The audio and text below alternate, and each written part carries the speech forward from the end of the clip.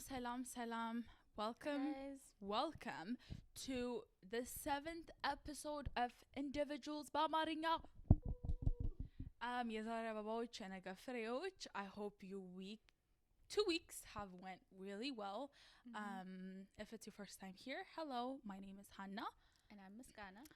If it's not your first time here, welcome back. It's always a pleasure to have you in front of our living room. Okay. Anyways, hello, Ms. Gan. Hi, co-host. Hey ho. Yep, straight up. She said, "How are you? What's been going on?" Oh, just doing me. Summer Just vibes. Just sliding through life, huh? Sliding, all right. I'm kind of excited for this topic because it is one of the reasons why we genuinely did want to start the whole podcast or the whole video series. And it's also our first episode in English. It is our first. Oh, thank you. Yes, it is our first episode in English. Last weekend, as I mentioned, we are trying the whole English language for the whole video, and let's see how that plays out. I hope you guys are having as much as fun we are. I hope you guys are having fun as much as we are. Yeah, it's a struggle, guys. It is a struggle. Miss Gunn, why don't you tell them the topic? Let's start from that. So the topic we did decide on was about mental health, concentrated in like different areas. But mental health episode 0.0000001. Yeah. It's a big topic. And the reason we did that is because it is a huge and very wide topic to discuss, because it does get affected by a lot of aspects. But we thought, let's start with the most basic one and the one we are qualified to discuss about. A huge disclaimer: we're not a physician or a therapist. This is just our opinion and some of the things that we went through. Hopefully you would be able to connect and relate. Okay, Miss Gunn, just the whole word of moving or getting snatched out of your environment, I feel like that should say a lot about how it would affect our mental health. What were some of the challenges you faced when you first got here, or no when you challenges. got snatched? Ooh, girl. Yeah, when you first moved here.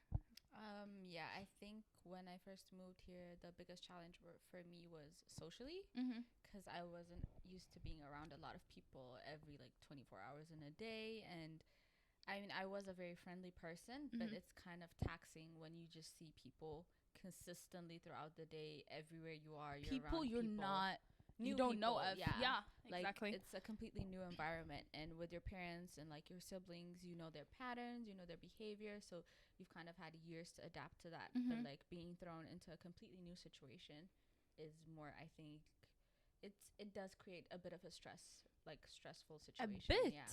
Did she say I was trying to be nice about it. No. I feel like, that's actually a really good way of kind of saying it, because A, everybody is new to each other, and B, you don't have any other choice. I wish we were it's just for a couple of hours a day and you get to leave, but no, it's like you suck it up. You that's the only choice you had. To also give context, we went to a boarding school. That's why we couldn't leave. So some people are like, why are they not going?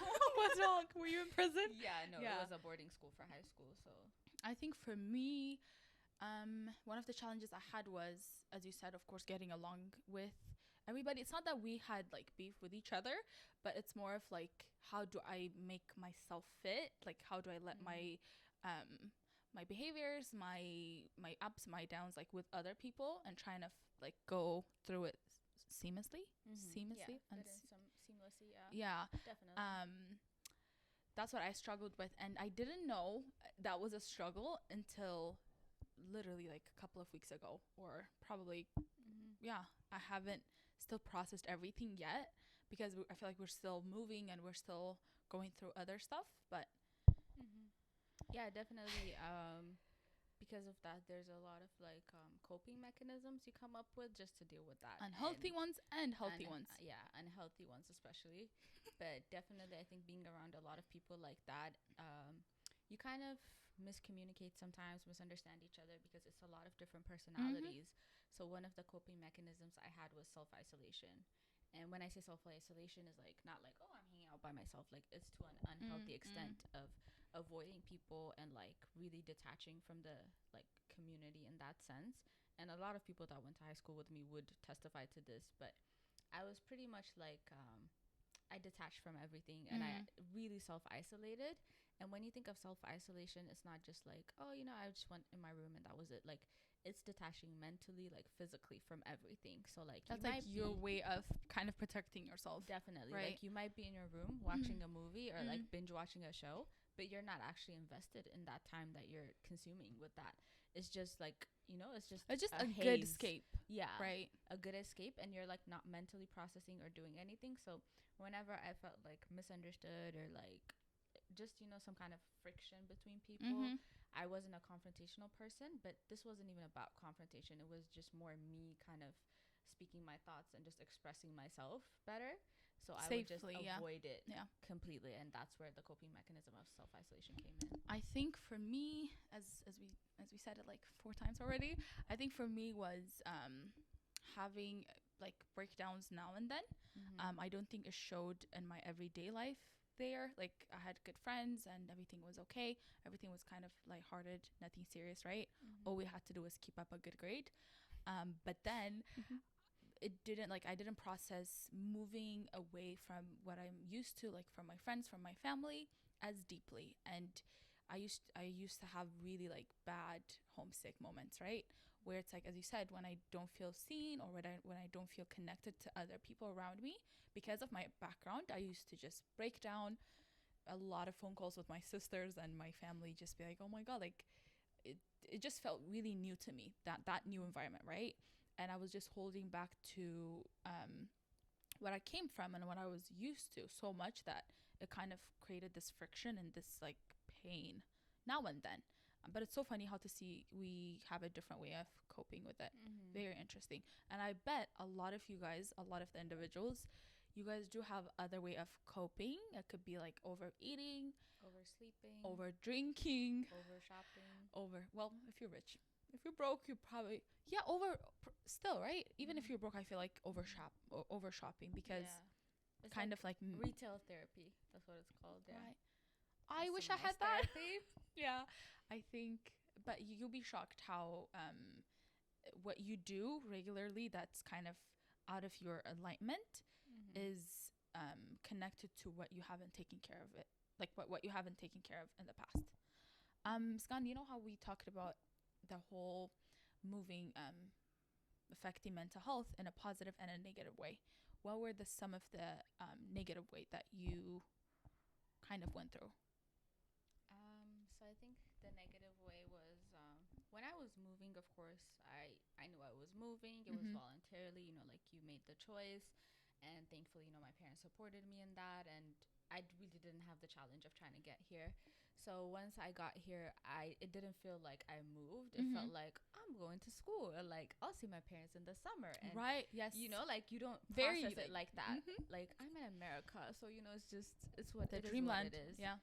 But I think it was like it hit me really bad when it was the night before graduation, and as we just said. Yes, no, listen to the story. Wow, okay, she's just laughing at my trauma. Like, okay. No, very don't supportive. Do that, okay? Don't do that. No, because we talked about this a bunch of times. Yes. But anyways, it was the night before graduation, and like we said, we used to go to a boarding school. So, you know, you live there, so you have to pack your stuff up, and basically you get ready to leave. That's the whole point. Like, you pack up, you leave. It's a cycle. For like seniors. Yeah. Yeah. Other people just might leave. But yeah. Anyways, I was doing my packing, and I was pretty much, you know, going through it. And then I got like 2 suitcases full of like my stuff. And then I looked at my suitcase. I looked at my empty room, and I was like, hold up, wait a minute. Is this who I am? I'm 2 suitcases worth of a life? You sure is. That's it. And a carry-on. It's a bonus. But I was shocked. Like I think coming to that realization of like, wait, this is my whole life story. Like right here, like 2 suitcases is just what I drag around. Yeah. And I think it was one of the saddest moments of my life, at least thus far then. But it hit me really hard because I didn't realize how much I had left behind in a sense, how much I didn't have at the moment. Like how much of not how much of connections you have. Yeah, like It's so, like, attachments. yes. Like there's no attachments. It was just 2 suitcases and that's it. Like that's my whole life. I'm just carting that around. That's me. If the suitcases weren't there, who am I? Do you think the suitcases represented something else? They do, because Ooh. it's the fact that I think everything can fit into 2 suitcases. It's not even like oh, my important stuff is this, and like it's 2 suitcases worth or 4 suitcases. Like that's not what it is. The fact that my life can be compressed into physical representation, and it's like everything else doesn't matter, kind of, right? Yeah, that's when I think I had the moment of like, yeah, I moved and I don't like this. Yeah, like, this is bad. Oh, true. Yeah. I think for me, one of the, I would say kind of the negative I think it was a positive for you. contributions. Yeah, no, I was gonna mention that when we talk about the positives, but I think for the negatives is that I never felt the sense of settlement, like being settled at one spot. I feel like I don't want to make it too deep, but like my soul, or I just never felt like I was at home, right? And the only spot or the only environment that I felt safe and finally at home was literally back home with my family. And so anything other than that was me, I used to call it hustling, right? Which is a bad word of saying kind of struggling. But I think that was the only spot I used to feel very comfortable. And of course, we used to go home every now and then, like almost every year or at least every 2 years. Like, yeah. But that hasn't happened in a while now. And so I just never, I had a hard time just settling down and trusting my environment. That also showed in my friendships with other people or my relationship with other people. I just never feel safe at one spot because I'm like, any moment I can move. And so most of like my relationship became very, very superficial and just layered, like that, the top layer. So that's one of the negatives. Do you have another one? I think negative. Oh, you were saying how like do you want me? Okay, you were saying how like the blanket. Oh wow, we're bringing that. Just the one word, blanket. I think that was the opposite for me because just like you said, you didn't have like not the opposite necessarily, but more in a different version. I think I did have that trouble. So moving a lot, like for me, to go into a little bit of like what my personality is like. I get very attached to things, and I'm usually like a routine type of person. Like I love having my routine and not messing with it. So like any habits I have to do that consistently. Like anything I do, it just has to be the same. So to like, feel safe, kind of. Yeah, it's just my environment. I like a controlled environment. And when I deal with change and stuff like that, I don't like new jobs. I don't like moving to new places. Like I don't like new anythings except new items, new clothes, and new food, shoes. Like trying out new food and stuff. But I think more when it becomes like a lifestyle type of change, I don't like that. So going into moving, obviously after high school, I moved around a bunch. So like my living situation was not as stable as I would have liked it to be. And a lot of the times when I moved, I think I realized of course I'm a very sentimental person, so I have like a physical attachment to my stuff. And it is one of your love language too. Yeah, it is. Yeah, you don't need to expose me like this. I'll send I'll post our address here if you guys want to send stuff. But yeah, mailbox. Yes. But I'm a very sentimental person, so like everything has meaning to me, so I don't like getting rid of stuff and and so on. But once I realized like with my living situation nothing was gonna be stable, I think I had a moment where I was like, wait a minute, like everything is fleeting. Like all the items I have disturbed, they're gonna get old, they're gonna be thrown out, blah blah blah. Like or I can't bring them there, like I can't drag them. I can't carry them around, like some of it is too heavy. And that's when I was like, I need an anchor. And I didn't realize this was my anchor till I kind of had that moment and that thought process. But I was like, I need an anchor and I need something that feels like home. Because usually you can also have like people be your home, but people also leave. Like life is never predictable like that. Girl, if it was to let people be your home, the world would have been a better place. Yeah, but I don't think they say it like it's not the place you're at, it's the people you're with, blah, blah, blah. Like... No, not really, because I feel like the closest people to you, they didn't leave, but you left, right? That's like your family. Like change happens too. Exactly. That's the thing. It's not anybody's like blaming anybody or anything like that. It's just life is like that. Yeah. People evolve and grow apart. I think we're just so like attached to the culture where it's like family members needs to be there, and then when you're ready, when you're 18, 19, whatever, when you're 30, you could finally move out. And for us, it happened really, really early. Yeah. And so I don't think we ever had that healthy people. Yeah. I think so, but anyways, going back to the story before we drift. So I was just like, okay, I can't have that. I can't, do this. And I was like, okay, what's one thing like I really, that's me? What could be me? What could be like that version of home that's never gonna like go away? And if anybody knows me personally, and if they spend an ounce of time with me, they know about the blanket. Like done. Yeah. So I have this blanket and I've had it for almost, I think like 10 years now, maybe going on even more. I'm not sure. I think I got it when I was like super young. But this blanket has a lot of like sentimental value, it's a family heirloom almost, and it just means a lot. Do not touch that blanket. Don't touch that blanket. Right? Don't touch that blanket. I feel like even us disclosing this would put the blanket safety in trouble. So I won't even show you guys what it looks like. Yeah, nobody gotta know. Yeah. But anyways, that blanket was like my sense of home. And if you know me, like I always have that blanket. Like that blanket is with me 24/7. Like if I'm in my room, the blanket is there. If I'm out, like the blanket is just there. So I was like, wait a minute, the blanket might actually be my anchor, because if I was like I hope it doesn't happen, but if I was in a fire and if I had to grab some items that are non-human beings, thank you.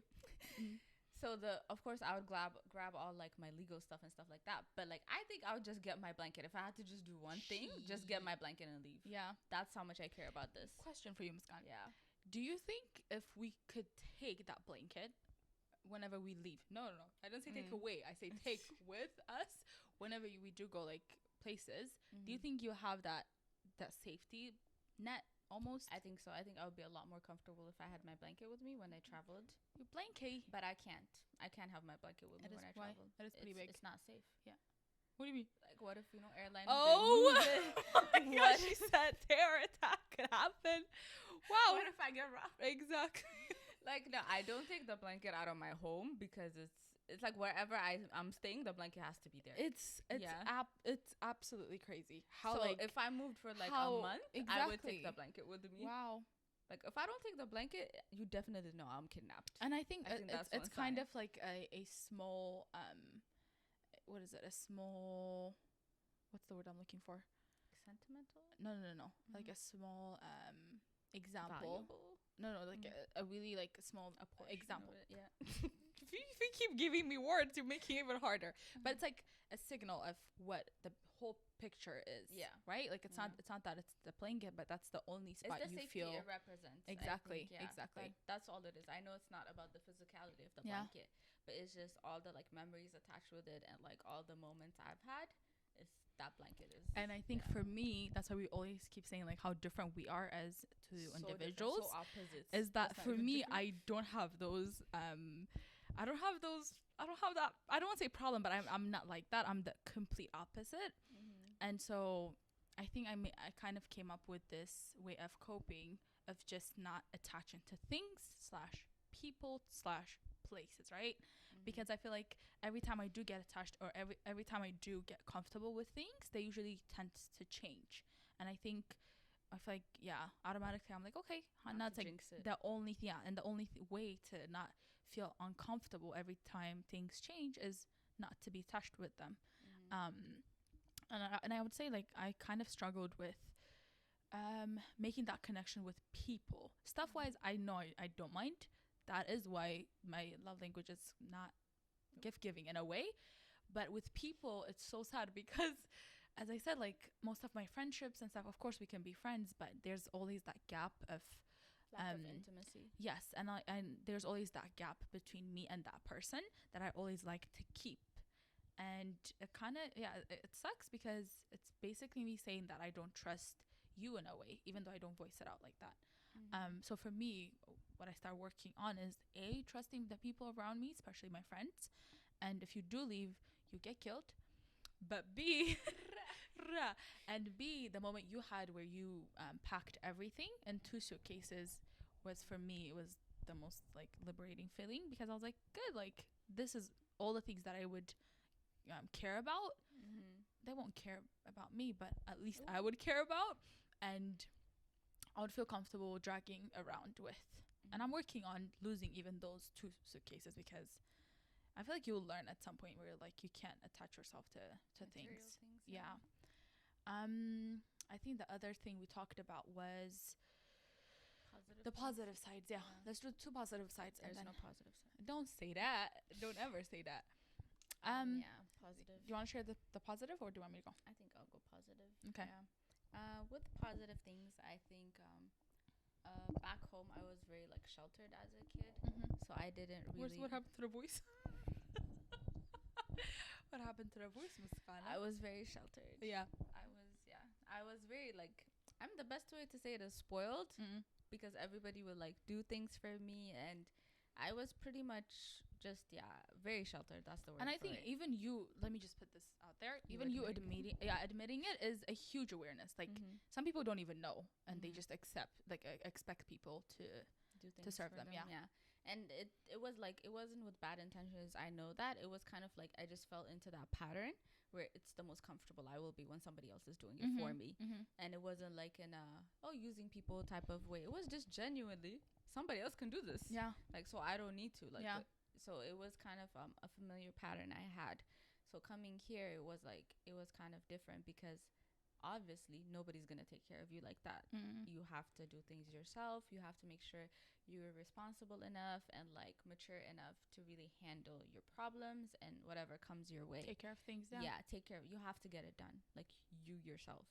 So when I came to this country, I think the independence and like the self-sufficiency, that definitely changed. Like it was like a light bulb went off, because I didn't know I had that potential in me. So like it was the first time in my life where I had to like just be thrown out there and try to sink or swim and figure out what's gonna happen. I had to see it in action for me to believe it. Because before that, if you said that, I'll be like, probably not. Like somebody else could do it. I'm not gonna do that. But I think me being put in this situation definitely motivated me to do better and be a better person and be like a stronger person on my own. And it definitely made me way more independent than I ever dreamed I could be. And that kind of just fueled my drive more. So it has helped me in that sense. Like it has become a very positive impact. And I know like I would not be the person I am today if I was back home, or at least not at the rate of change I should have. I was going to say that, like, of course, being back home is not the worst thing that could happen, right? But people get really consumed with the cultural setups that's already like set for years, or even like the religion setups for some people, where it's like you just follow through the crowd and you just do whatever your parents did or your siblings did. And I think maybe moving away from that completely, what's the word? From that is it could be, of course, it could be as hard as we just explained, but it's also could be like one of the opportunities that a lot of people would crave for. So not maybe abusing that power or that freedom. Definitely understanding that with great power comes great responsibility. But sometimes the responsibility, it kind of sucks, Muskan. Maybe I just want to be at home eating food. Could just be Spider-Man and I think one of the positive things for me was I was saying something. The freedom. Yes, guys, if you've been in our situations for so long as we have, I think we forget the freedom it comes with, right? The freedom. It is literally like Muskan. Like when I'm talking to some people back home, even here, they're still like following rules that are set for the family. And I'm not saying those rules are bad, but sometimes I feel like as an individual, you do need to go out there and try as much as things as you can to really like be attracted to things that you actually want to do. But because of those rules, and usually Habesha parents, the rules they don't make sense, or at least they don't let us know why we have those rules. It's usually that I have them My set way or the highway. exactly, and that's it. You have to follow. And I remember even asking why, girl. You tried it exactly. And so maybe living independently or living with other people other than your parents or your family could be pretty cool. Yeah, definitely. The freedom is like you learn a lot about yourself and you see yourself You in have more different chance. situations, and it teaches you to be more responsible. So it's definitely what you do with the freedom, because nobody's gonna tell you what to do. So it's really up to you to make sure that you're taken care of. Yeah. So sometimes people go the opposite way, but if you're really managing it in a healthy way and you're doing the best things for you and making the right decisions, then it's a good thing. Yeah. It's a learning process. And I think there's never like a way where you can just do everything perfectly. I think that's where a lot of the pressure comes from, especially with each other, that we don't voice out usually, is that nobody's perfect, okay? Social media, no, it's all cap. It's like everybody goes through stuff. Like if we can just sit down, Miskana, and talk about like a lot of challenges we went through, I feel like a lot of our friends from the other side will be shocked because we just never show that out there. And I think one of the reasons we did want to talk about this is because, like, let's not cap each other, guys. Brokenness is real. Like struggling with depression or anxiety is real. You're not the only one that's going through that at all. Like we would have a whole episode for that if they want to talk about the struggles. Yeah, definitely. It's a lot, but you're okay. I think we. Yes. Yeah. So yeah. yeah, it's Okay. Okay. Guys, I hope the energy is not as down as you guys are seeing it. This is but the third time that we're filming. We are. It's like, and I haven't eaten. You haven't eaten anything. Anyways, those are. You don't need to know that to you. I think struggle. That's okay. Let's just close it with this, right? We're gonna have a lot of more episodes talking about mental health in the future. And if you're one of those like Habeshas that are like, oh, mental health doesn't exist, it's like everything is like magnified and that's why it's a big deal. No, like Get some help. Genuinely, it's like everything, who you are is very like associated with everything you've had went through in the past. And so that does affect like the future and the present. Yeah. Exactly. And so I feel like it is our responsibility your own responsibility to be so aware of your own pattern, not everybody else's, right? And you'll see how much of like what is the word, like you would see the design of your everyday life and you would see how everything is connected. Yeah, so self-realization is the most important thing you could do, and I think everybody who isn't on that journey needs to be on that journey. Because once you look within yourself, a lot of the things that are happening outside will make sense to you, and you can be like the change within. So like whatever you have going on that you haven't dealt with, you don't need to like keep that. You don't need to hold on to that and like hang to that. So that would make you like a better person and really just no, nothing. I'm just looking at you. It will make you a better person and make you a healthier person. It will just make life a whole lot easier. All right. I think that was hopefully not too much of a video. Yeah. We kept it pretty easygoing and hopefully short. Anyways, before we fall asleep, let's go ahead and close down the video. Hopefully you guys enjoyed and you guys would relate with some of the things that you guys say. It's either you have the characters of me or Miskana's, or the coping or you're in mechanism the middle, me, like, or in the middle. It's like that's why it was very refreshing to see two sides of one coin. Anyways, ሳምንታችሁ በሰላም እና በፍቅር የተሞላ እንዲሆን እመኛለሁ.